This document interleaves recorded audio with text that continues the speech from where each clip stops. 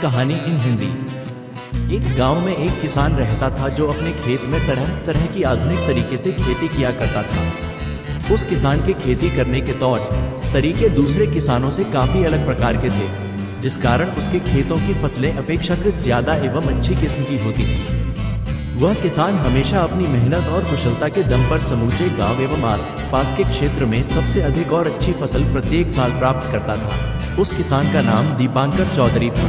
जब भी गांव के लोग दीपांकर को देखते थे, वह हमेशा अपने खेतों में काम करता ही दिखाई देता था। यही कारण था कि उसके खेत में काफी मात्रा में अच्छी फसलें पैदा हुआ करती थी। दीपांकर चौधरी के खेत के बगल वाला खेत मोहन राम का था।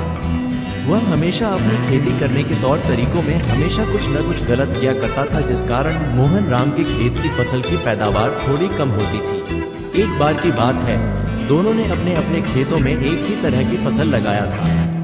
जानकी राम नाम का आदमी दोनों के खेत के फसल की कटाई करके उसे पैक कर बाजार में बेचने के लिए ले जाता था। दीपांकर चौधरी के खेत की फसल की अच्छी कीमत मिलती थी, क्योंकि उसकी फसल की क्वालिटी बहुत अच्छी रहती थी।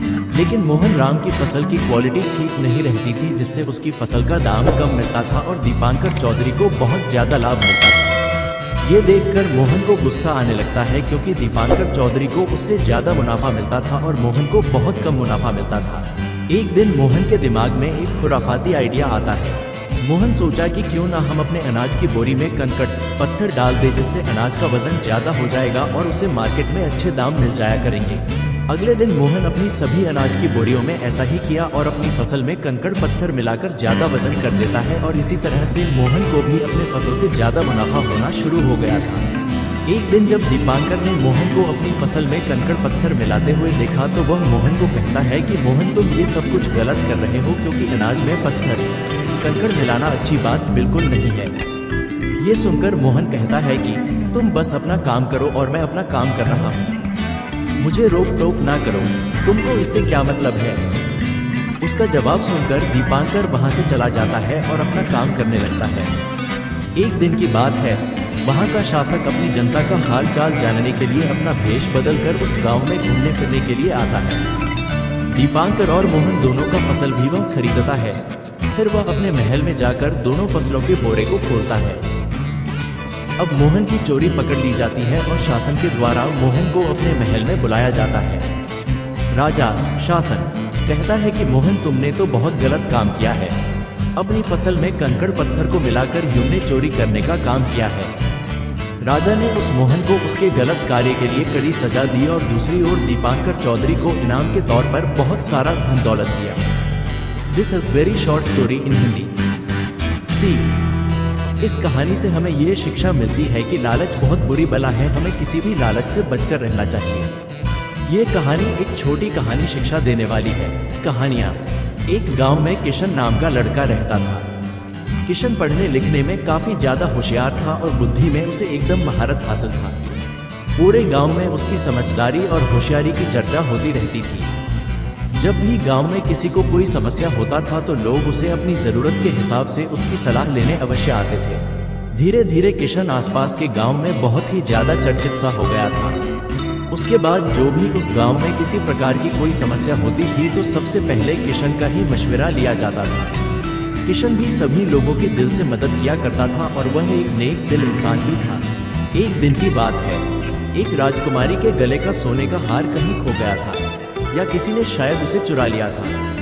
राजा अपने राज्य की तरह तरह की समस्या का समाधान किया करता था, लेकिन वह अपनी बेटी का खोया हुआ हार अब तक नहीं खोज पाया था। राजा के दरबार में एक मंत्री ने कहा कि महाराज, बगल के गांव में एक लड़का है जो बहुत ज्यादा होशियार है और उनकी बुद्धिमानी के चर्चे 3-4 गांव में है। उस लड़के का नाम शुभम है। मंत्री ने राजा से कहा, क्यों ना उस लड़के शुभम को दरबार में बुलाया जाए और राजकुमारी का खोया हुआ हार ढूंढने में उसकी मदद दी जाए। राजा ने ठीक वैसा ही किया। शुभम को राजा के महल में बुलाया गया और उससे कहा गया कि मेरी बेटी यानी कि राजकुमारी का सोने का हार कहीं खो गया है, तुम अपनी बुद्धिमानी से उस हार को खोज कर निकालो। राजा ने यह भी कहा कि अगर नहीं खोज पाए तो मैं तुम्हें मृत्यु दंड दे दूंगा। ये सुनकर शुभम काफी ज्यादा हताश हो गया और वह अपनी बुद्धि इधर उधर दौड़ाने लगा। शुभम ने कहा कि महाराज, आपसे एक अनुरोध है कि आप आपके महल में जितने भी नौकर चाकर काम करते हैं, उन सभी को मेरे सामने पेश होने की आदेश दिया जाए। कुछ ही समय बाद सभी नौकर राजा के सामने दरबार में पेश हुए और वहीं पर शुभम भी मौजूद था। शुभम ने राजा से कहा कि यह मेरे पॉकेट में जो जादुई अखरोट है वह सभी नौकरों को एक एक अखरोट अपने हाथ में रखने के लिए दे दिया जाए। शुभम ने उन नौकरों को कहा कि इस अखरोट को मुट्ठी में रखकर जोर से दबाना होगा। जो भी नौकर सोने का हार नहीं चुराया होगा उसकी अखरोट टूट जाएगी और जिसने राजकुमारी का हार चुराया होगा उसकी अखरोट नहीं टूटेगी, क्योंकि यह एक जादुई अखरोट है। उन नौकरों के बीच में वह नौकर भी शामिल था जिसे राजकुमारी के हार को चुराया था। उस नौकर ने सोचा कि आज तो हम जेल चले जाएंगे, नहीं तो किसी भी तरह से अखरोट को तोड़ना होगा।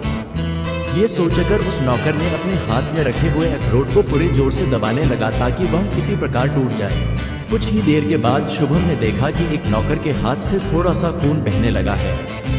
शुभम तुरंत उस नौकर के पास जाता है और कहता है कि तूने ही राजकुमारी के हार को चुराया है, चलो जल्दी से बाहर निकाल दो। ये सुनकर नौकर ने सोचा कि आज तो मेरी खैर नहीं है, चलो हार लाकर वापस दे देते हैं। इस तरह से राजकुमारी का चोरी हो गया, सोने का हार वापस मिल गया। साथ ही शुभम को राजा की तरफ से एक बड़ी इनाम की राशि भी भेंट स्वरूप दी गई। ये कहानी हम लोगों को क्या सीख देती है? इस कहानी से यह सीख मिलती है कि हमें कभी भी किसी की चीज की चोरी नहीं करनी चाहिए। साथ ही हमेशा अपने बुद्धिमानी का परिचय लोगों को देना चाहिए ताकि लोग हम पर विश्वास किया करें। कहानी से संबंधित पूछे जाने वाले प्रश्न।